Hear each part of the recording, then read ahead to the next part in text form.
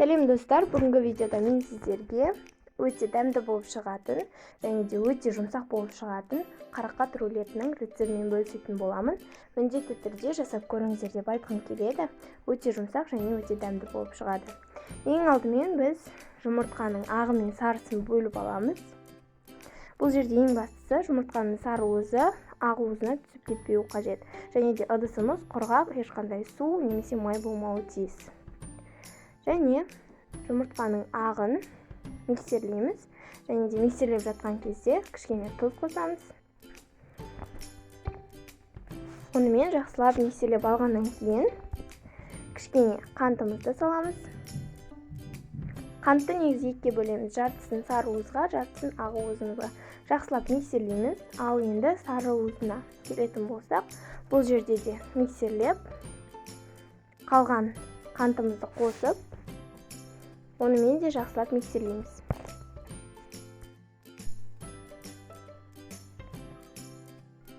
Жақсылап миксерлегеннен кейін міне осындай болуы қажет, және осыған су қосамыз.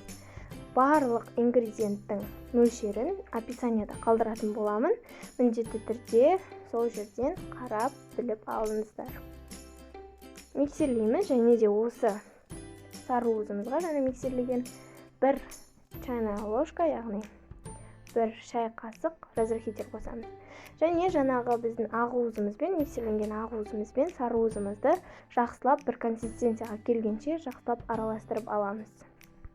Жақсылап араластырғаннан кейін ұнымызды бөлшектеп қосамыз. Барлығын бірге қосып жіберуге тырыспаңыздар, өйткені көтерілмей қалуы мүмкін. 2-3-ге бөліп жақсылап қосамыз. Және де астынан үстіге қарай араластырамыз.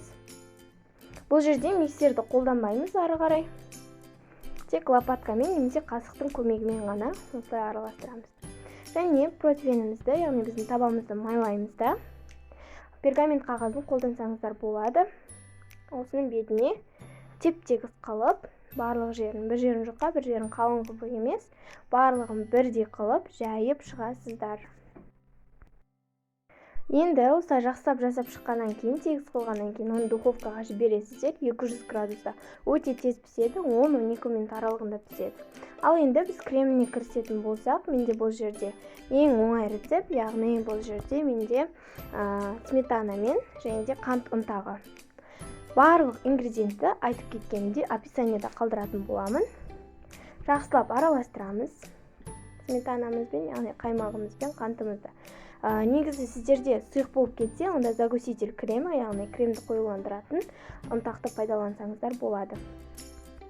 Бізде духовкада шыққан рулеттің тестасы осындай болып шықты. Енді ақырындап, яғни жайлап біздің пергаментімізді немесе қағазымызды аламыз. Енді осыны ыстықтай күйінде матаға орап шығасыздар. Ол өзінің формасын ұстау үшін қажет. Жақсылап орайсыздар да суытып қоясыздар. Видеода көрсетілгендей қылып орасаңыздар болады.